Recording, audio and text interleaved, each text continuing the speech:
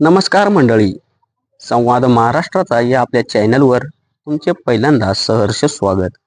मित्रांनो, लाडकी बहीण योजनेअंतर्गत महत्त्वाचे नियम बघून घेऊया. लाडकी बहीण योजना महाराष्ट्र सरकारने महिलांच्या आर्थिक सक्षमीकरणासाठी आणि त्यांच्या आरोग्य व पोषणामध्ये सुधारणा करण्याच्या उद्देशाने मुख्यमंत्री माझी लाडकी बहीण योजना 28 जून 2024 ला सुरू करण्यात आली. या योजनेमुळे राज्यातील लाखो महिलांना आर्थिक लाभ मिळू लागला आहे. परंतु आता या योजनेत काही महत्त्वपूर्ण बदल करण्यात आलेले आहेत. मग ते जे बदल आहेत ते आपण या व्हिडिओमध्ये पाहून घेणार आहे. तर त्याच्या आधी जे कोणी आपल्या चॅनलवर नवीन असतील ना, त्यांनी आपला चॅनल सबस्क्राईब करून घ्या, म्हणजे लवकरच तुम्हाला आपली नवीन अपडेट तुम्हाला मिळत जाईल. परंतु आता या योजनेत काही महत्त्वपूर्ण बदल करण्यात आलेले आहेत, जे उद्यापासून अंमलात येत आहेत 1 तारखेपासून. या बदलांमुळे काही लाभार्थी महिलांना पुढील हप्ता मिळण्यास अडचणी येऊ शकतात. मग आता हे नियम नेमके काय आहेत ते आपण पाहून घेणार आहे. आता पाहूया योजनेची मूळ संकल्पना काय आहे. मुख्यमंत्री माझी लाडकी बहीण योजना या महत्त्वाकांक्षी योजनेचा मुख्य उद्देश महिलांना आर्थिक सहाय्य देऊन त्यांचे जीवनमान उंचावणे आहे. या योजनेमध्ये महाराष्ट्रातील 21 ते 65 वर्षे वयोगटातील पात्र महिलांना दर महिन्याला 1,500 रुपये थेट त्यांच्या बँक खात्यात जमा केले जात आहेत. योजनेच्या सुरुवातीपासूनच आतापर्यंत हजारो महिलांनी या योजनेचा लाभ घेतलेला आहे. आणि योजनेची सुरुवात करताना सरकारने महिलांच्या आर्थिक स्वावलंबनासाठी आणि त्यांच्या सर्वांगीण विकासासाठी ही योजना आखली होती. विशेषतः ग्रामीण भागातील महिलांसाठी हा निधी आरोग्य, पोषण आणि कौटुंबिक गरजा भागवण्यासाठी अत्यंत उपयुक्त असा ठरत आहे. मग ज्या काही महिला या योजनेच्या नियमांमध्ये जे बसत नाहीत त्या महिलांना यातून अपात्र करण्यात येत आहे. चला तर पाहूया नेमका योजनेचा लाभ मिळतोय तरी कोणाला, म्हणजे योजनेचा लाभ कोणाकोणाला मिळत आहे. योजनेचा लाभ मिळवण्यासाठी खालील पात्रता निकष लागू आहेत. मग त्या पात्रता आपण पाहून घेणार आहे. पहिली पात्रता बघा, महाराष्ट्र राज्याचा रहिवासी असणे अत्यंत गरजेचे आहे. अर्जदार महिला महाराष्ट्र राज्याची रहिवासी असणे अनिवार्य आहे, म्हणजे महाराष्ट्रात त्यांचे अधिवास असणे लागू आहे. त्यासाठी रहिवासी प्रमाणपत्र आवश्यक आहे. आता रहिवासी दाखला हे त्याला लागत आहे. आता दुसरं बघा, वयोमर्यादा दिलेली आहे. मग ती वयोमर्यादा काय आहे, 21 वर्षापासून ते 65 वर्षापर्यंत, किमान 21 ते कमाल 65 वर्ष इतकी वयोमर्यादा आहे. वयोगटातील महिला या योजनेसाठी पात्र आहेत. कोणत्या तर 21 ते 65 वयाच्या महिला या योजनेसाठी पात्र आहेत. तिसरा नियम पाहून घ्या, वैवाहिक स्थिती. कुटुंबातील विवाहित, विधवा, घटस्फोटित, परित्यक्ता आणि निराधार महिला या योजनेसाठी पात्र आहेत. तसेच कुटुंबातील केवळ एकच अविवाहित महिला पात्र ठरू शकते. कुटुंबातील केवळ एकच जी अविवाहित महिला आहे ती फक्त पात्र ठरू शकते. आता पुढे पाहून घ्या, चौथा निकष काय आहे, उत्पन्न मर्यादा. कुटुंबाचे एकत्रित वार्षिक उत्पन्न 2.50 लाख रुपयांपेक्षा जास्त नसावे. म्हणजेच उत्पन्न त्यांचे किती असावे, वार्षिक उत्पन्न 2.5 लाखांपेक्षा जास्त नसावे.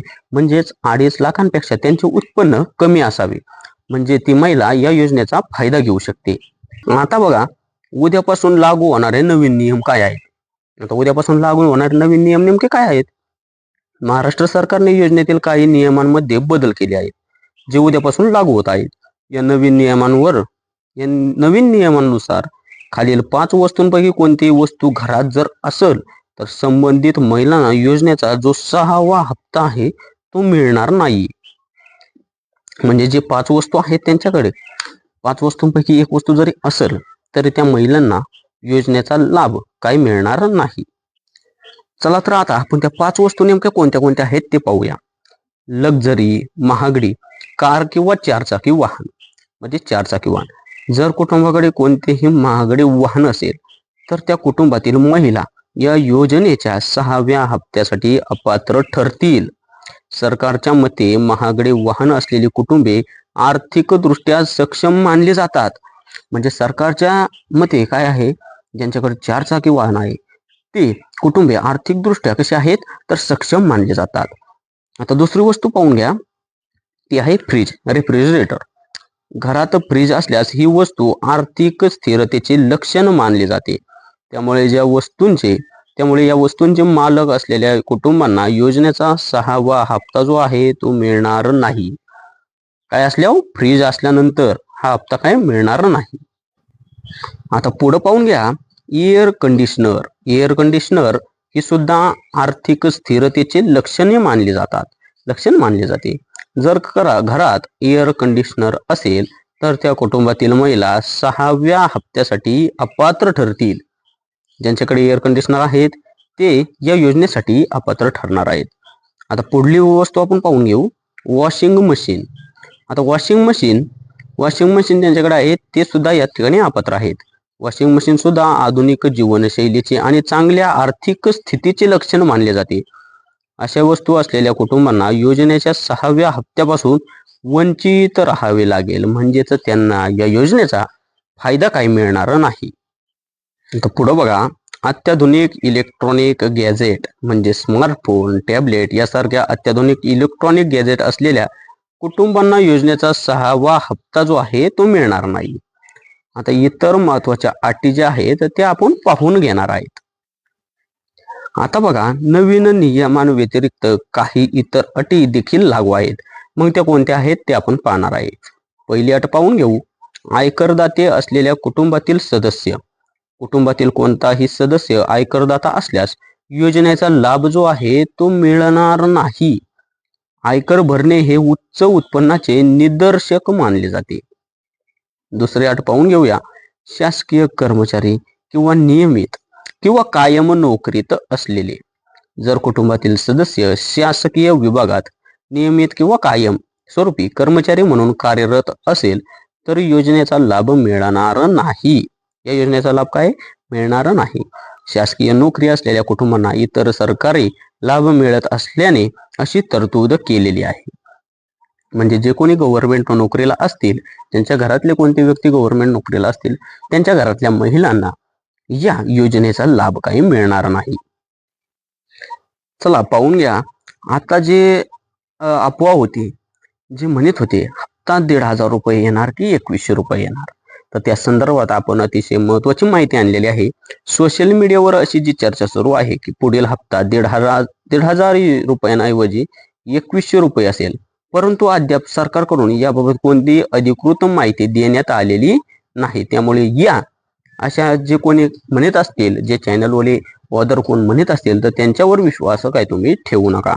अशा परिस्थितीतच लाभार्थी महिलांनी फक्त अधिकृत स्रोतांकडून मिळणाऱ्या माहितीवर विश्वास ठेवावा. म्हणजे कोणाचंही ऐकून काहीही अंमलात आणण्याचा प्रयत्न काही महिलांनी करायचा नाही. सरकारने अजून याबाबत कोणताही निर्णय घेतलेला नाही. मंडळींनो, पुढील आपण पाहून घ्या ना, योजनेचा पुढील हप्ता कधी मिळणार आहे.